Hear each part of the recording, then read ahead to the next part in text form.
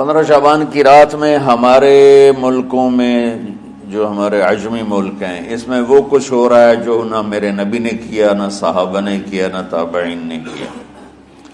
عجیب و غریب عبادات گھڑ لی ہیں، عجیب و غریب اس کے اعمال بنا لیے ہیں اپنی طرف سے، اور مسجدیں بھری ہوتی ہیں اور روشنیاں لگی ہوتی ہیں اور آتش بازی ہو رہی ہوتی ہے۔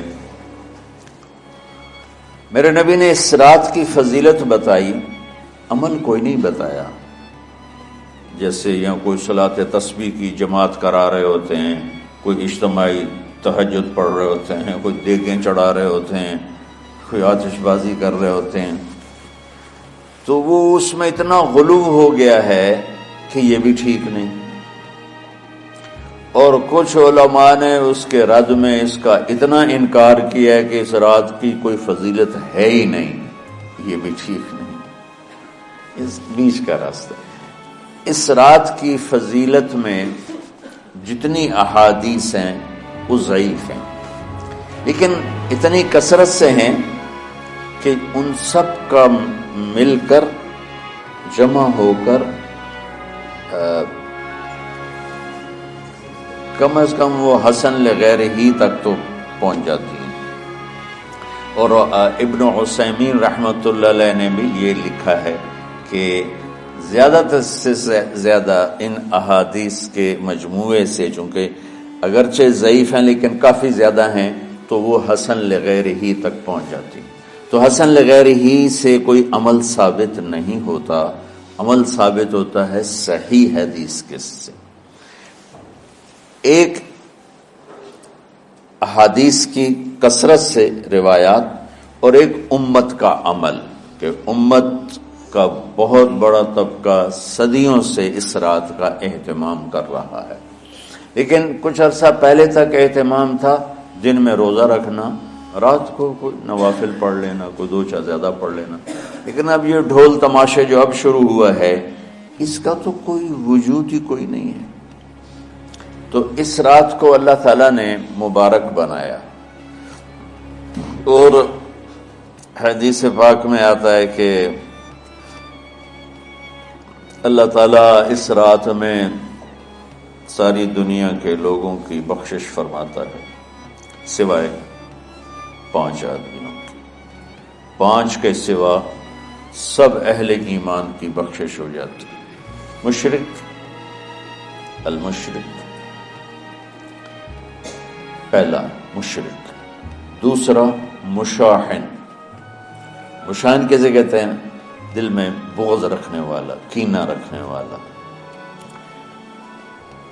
تیسرا مسبل ازارہ، اپنے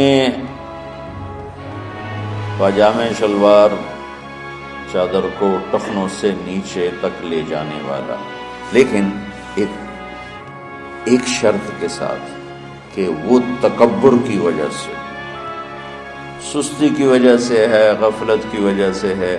چونکہ جب آپ نے ایک مرتبہ اس کے بارے میں بات کی تو حضرت ابوبکر صدیق نے کہا یا رسول اللہ، میری چادر، عرب چادر باندھتے تھے جیسے ہمارے پنجاب کا لباس چادر تھا، اب وہ کم ہو گئے، ہماری تو بزرگ عورتیں بھی اور مرد بھی سب چادر باندھتے تھے، شلوار کا تو کسی کو پتہ ہی نہیں ہوتا تھا ہمارے بچپن میں۔ یہ تو پھر آہستہ آہستہ جب تعلیم آئی تو شلوار دیہاتوں میں بھی اور شہروں میں عام ہو گئی۔ تو اگر وہ اس لیے لٹکا رہا ہے کہ طبیعت میں تکبر ہے، پھر اس وعید کا وہ حقدار ہے۔ اگر ویسے اس کی نیچے جا رہی ہے تو میرا مالک ایسا، وہ تو ہے ہی رحیم و کریم، ہے ہی رحیم و کریم، ہے ہی رحیم و کریم، صرف شلوار نیچے لٹکانے سے وہ اتنی شدید سزا دے۔ اگر اس کے پیچھے تکبر ہے، پھر ہے، یہ تکبر نہیں ہے تو انشاءاللہ وہ اس سے محفوظ ہوگا۔ تو اپنی چادر کو لٹکانے والا، لیکن بشرط تکبر۔ کتنے ہو گئے؟ عاق لوالدیہ، ماں باپ کا نافرمان، نافرمان ایسا کہ دکھ دینے والا. چھوٹی موٹی اونچ نیچ تو ہر بچے سے ہو جاتی ہے، نہیں، جن نے والدین کو ٹکڑے ٹکڑے کر دیا ہو اور ان کو دکھ دے دے دے دے کے ان کا سینہ چیر دیا ہو، چونکہ آپ کہتے ہیں پرزے پرزے کرنا کسی چیز کو، تو اپنے دکھ دے کر اپنی بدتمیزی کے ساتھ اس نے ماں باپ کا دل زخمی کر دیا ہو، ایک یہ نہیں معاف ہوتا. 5واں مدمن خمر، مسلسل شراب پینے والا، مستقل جو شراب کا عادی ہو. ان 5 کو مؤخر کر دیا جاتا ہے. معافی نہیں ہونے کا مطلب یہ نہیں کہ اللہ تعالیٰ کبھی معاف نہیں کرے گا. معافی نہ ہونے کا مطلب یہ ہے کہ یہ 5 ایسے گناہ ہیں کہ اس کی وجہ سے بخشش رک جاتی ہے. اگر وہ شرک سے نکل آئے، وہ کینہ سے نکل آئے، وہ تکبر سے نکل آئے، وہ والدین کی نافرمانی سے نکل آئے، شراب چھوڑ دے، تو ان کی بھی بخشش ہو جاتی. جب کوئی توبہ کرے گا فوراً بخشش ہو جائے گی. نہ 15 شعبان کی ضرورت ہے، نہ لیلۃ القدر کی ضرورت ہے، نہ بیت اللہ جانے کے ساتھ توبہ کی شرط ہے. جہاں بھی وہ بیٹھ کے توبہ کرے گا، جس لمحے میں کرے گا، اسی وقت اس کی توبہ قبول ہوگی اور اللہ اس کے پچھلے سارے گناہوں کو معاف فرما دے گا.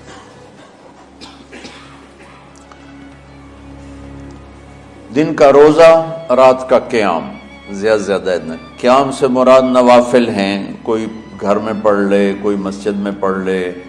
نوافل، نفلی عبادات گھر میں ہی افضل ہوتی ہیں. میرے نبی سنتیں ہمیشہ گھر سے پڑھ کے آتے تھے. تہجد اپنے گھر میں پڑھتے تھے، مسجد میں نہیں پڑھتے تھے. سوائے اعتکاف کے آپ اپنے نوافل سنتیں سب گھر میں پڑھتے تھے اور مسجد میں صرف فرض آ کے ادا فرماتے تھے. اور اس کے بعد بیٹھنا ہوتا تھا تو بیٹھ جاتے تھے، اٹھنا ہوتا تھا تو اٹھ جاتے تھے. تو اعتدال اللہ کو ہر چیز میں پسند ہے. دنیا جو مختصر ہے اس میں کیسے پسند نہیں ہوگی؟ آخرت جیسے معاملے میں بھی اللہ ہم سے کہہ رہا ہے اعتدال، امتن وسطا. ایسے عیسائیوں کی طرح ترک دنیا بھی نہ کرو، یہودیوں کی طرح دنیا کے پیچھے نہ پڑ جاؤ. رزق کے حلال بھی کماؤ، اپنے بچوں کو بھی دیکھو، اپنے فرائض کو بھی دیکھو جو دنیاوی ہیں، اور اللہ سے بھی اپنا معاملہ ٹھیک کرو اور درست کرو.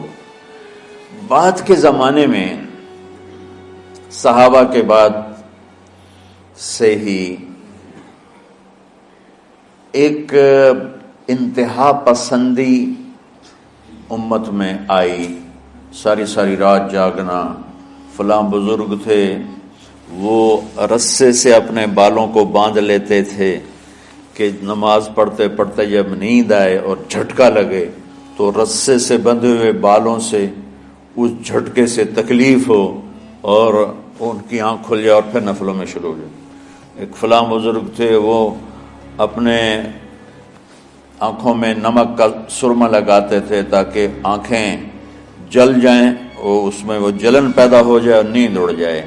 یہ ایسے واقعات بھرے پڑے ہیں. فلاں بزرگ تھے، انہوں نے 30 سال عشاء کے وضو سے فجر کی نماز ادا کی.